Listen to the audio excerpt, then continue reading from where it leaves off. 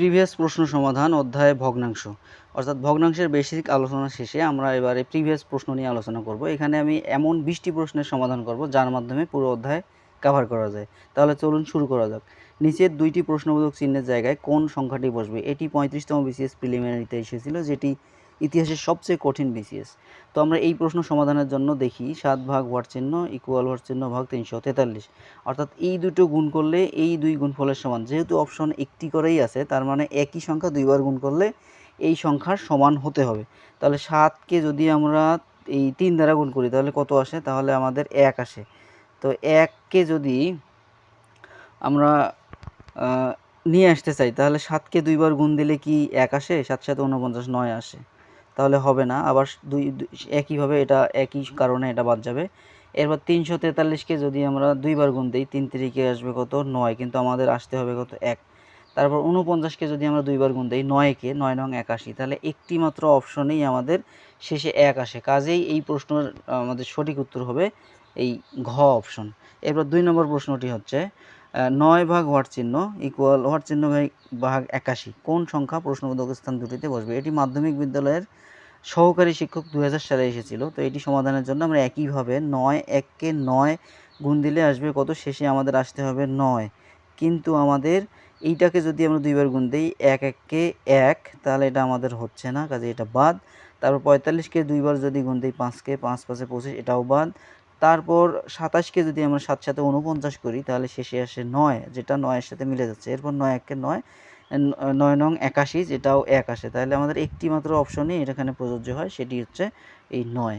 তো এর পরের প্রশ্নে যাই। আমার পরের প্রশ্নটি ছিল which of the smallest fraction, নিচের কোনটি সর্বনিম্ন সংখ্যা বা ক্ষুদ্রতম সংখ্যা? এটি বাংলাদেশ ব্যাংক অফিসে 2000 সালে এসেছিল। এটি সমাধানের জন্য আমরা এর আগে বড় ছোট নির্ণয়ের প্রশ্ন ক্লাসগুলো করছি, সেটা করতে বলে আমাদের সহজই হবে। তো অপশনগুলো একটু লক্ষ্য করি। 5 ভাগ 13, 18 ভাগ 36, 16 ভাগ 31 এবং 4 ভাগ 12। তো এখানে যদি আমরা কখনো কাটাকাটি করতে পারি তাহলে সাথে সাথেই সেই কাটাকাটিটা করে নেব, তাহলে ছোট হয়ে যাবে সংখ্যা। তাহলে 18কে 36 দ্বারা ভাগ করলে আমরা এখানে 18 1 18, 18 2 36 এটা পাই। তারপর 4 দ্বারা যদি আমরা 12কে কাটি তাহলে 3 4 12 হয়, তাহলে এখানে 1 ভাগ 3 পাই। তাহলে আমরা এবারে তুলনা করব 5 ভাগ 13 এর সাথে 1 ভাগ 2 এর। তাহলে 13 1কে 13, হর দিয়ে লবকে গুণ করতে হবে আর ফলাফল যাবে লবের কাছে, আর 5 2 10। তাহলে এটি হচ্ছে 10 আর এটি হচ্ছে 13। তাহলে আমাদের কোনটা ছোট? আমরা ছোট খুঁজতে, তাহলে এটি হচ্ছে ছোট, তাহলে আমাদের এই অপশনটা বাদ যাবে। এরপর এই কয়ের সাথে এই গয়ের তুলনা করব। তো কয়ের সাথে গয়ের তুলনা করার আগে আমি যদি কয়ের সাথে ঘয়ের তুলনা করি, যে এটা ছিল 1/3, তাহলে এইখানে একটু দেখেন, তাহলে 5 ভাগ 13, 13 এর সাথে আমি শেষেরটা তুলনা করব। শেষেরটা হচ্ছে 5 ভাগ 13 আর শেষেরটা 1 ভাগ 3। তো এটা যদি তুলনা করি 13 1কে হচ্ছে 13 আর 3 5 হচ্ছে 15, তাহলে এটি 15 আর এটি 13। তার মানে এই ক আর ঘয়ের মধ্যেও এই প্রশ্নটা বড়, এই অপশনটা বড় আর এটি হচ্ছে ছোট। এখন আমরা তুলনা করব গ আর ঘয়ের মধ্যে। তো গ আর ঘয়ের মধ্যে কি ছিল? 16 ভাগ 31 ছিল আর একটা 1 ভাগ 3 ছিল। তাহলে 3 16 এটা হচ্ছে 48 আর 31 1কে এটা হচ্ছে কত? 31। তাহলে আমরা কি পাচ্ছি? এই দুটার মধ্যে ঘই আমরা সবচেয়ে ছোট সংখ্যা পাচ্ছি, তাহলে ঘই হচ্ছে সবচেয়ে ক্ষুদ্রতম সংখ্যা এবং এটি উত্তর। নিচের কোনটি ক্ষুদ্রতম সংখ্যা?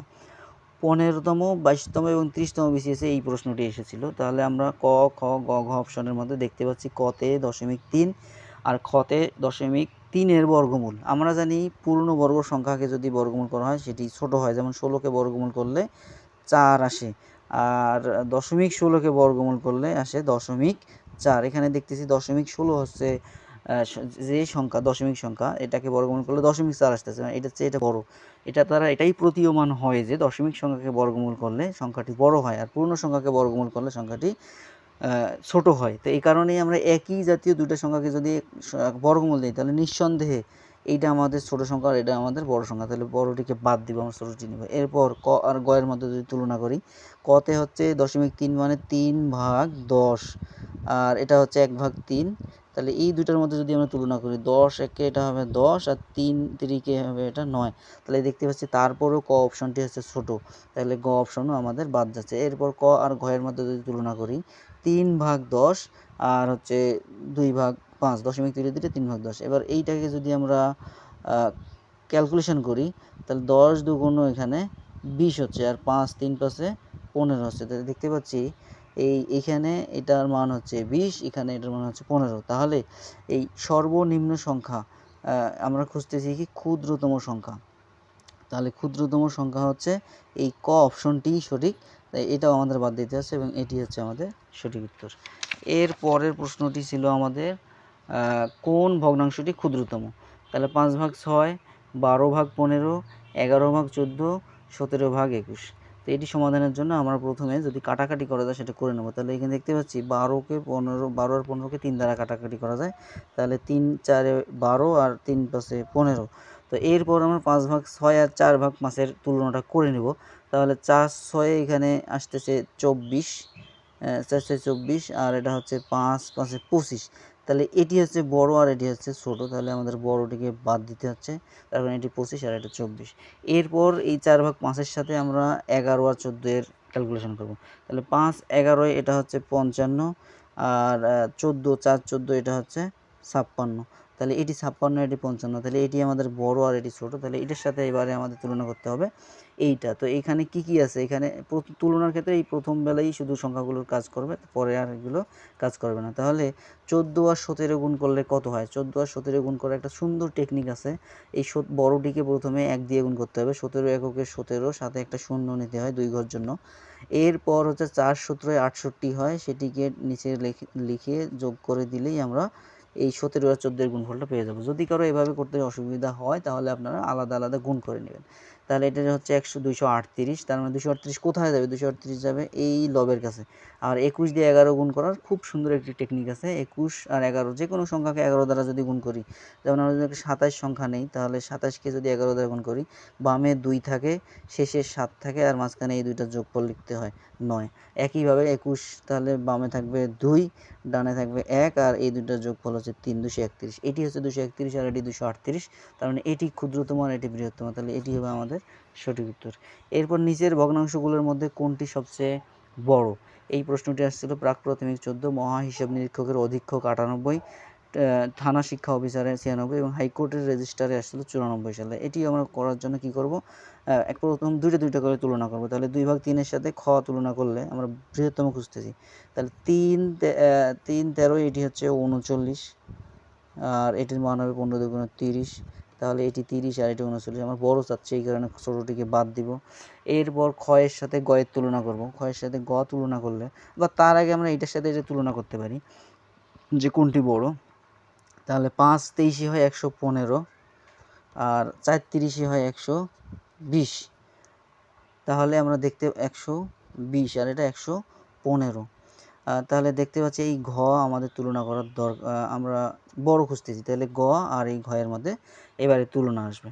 তারপর 5 13 হচ্ছে এটা 65, 4 15 হয় হচ্ছে 60।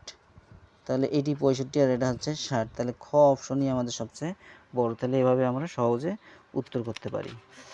এরপরের প্রশ্নটি ছিল আমাদের কোন সংখ্যার এত অংশ 64 এর সমান। এই প্রশ্ন সমাধানের জন্য আমাদের কি করতে হবে, যে কোন সংখ্যা আমরা যেহেতু জানি না, এই কারণে সংখ্যাটিকে ধরতে হবে। ধরি সংখ্যাটি x, তাহলে এই x এর 2/7 অংশ হলো 64 এর সমান। তাহলে আমরা জানি x এর মান বের করার জন্য x কে বামে রেখে নিচের 7কে উপরে গিয়ে গুণ হবে, 64 এর সাথে গুণ হবে 7, আর এই 2 ভাগ হবে। তাহলে 2 দ্বারা এটা কাটাকাটি করলে হবে 32, তারপর 32 দিয়ে 7 গুণ, 7 দুগুণ 14, আর 3 সাথে 21, আর হাতে 1 হচ্ছে 22। তাহলে 224 হবে এই প্রশ্নের উত্তর। এরপর কোন সংখ্যার 3/7 অংশ 48 এর সমান। তাহলে কোন সংখ্যা আবারও আমরা জানি না, এটি হচ্ছিল পিএসসি সহকারী পরিচালক 98 সালে। তাহলে এক্স এর 3/7কে যদি আমরা ধরি কত এর সমান, 48 এর সমান। তাহলে এরপর কি করব, এই 7 উপরে যাবে গুণ হবে, এই 3 নিচে যাবে ভাগ হবে। তাহলে 3 16 হচ্ছে 48, তাহলে 16-এর সাথে 7 গুণ হবে, 6-এর সাথে 42-এর 2, 7 1-কে 7, 8 9 10 11। তাহলে এক্স এর মান বা সংখ্যাটি হচ্ছে 112। তাহলে 112 হচ্ছে গ অপশনে, তাহলে গই হচ্ছে সঠিক অ্যান্সার। বন্ধুরা আজ এ পর্যন্তই। এর পরবর্তীতে আমরা প্রিভিয়াস প্রশ্ন সমাধানের পরবর্তী পার্টে 20 পর্যন্ত প্রশ্ন সমাধান করব, অর্থাৎ 11 থেকে আমাদের 20 পর্যন্ত সমাধান করব।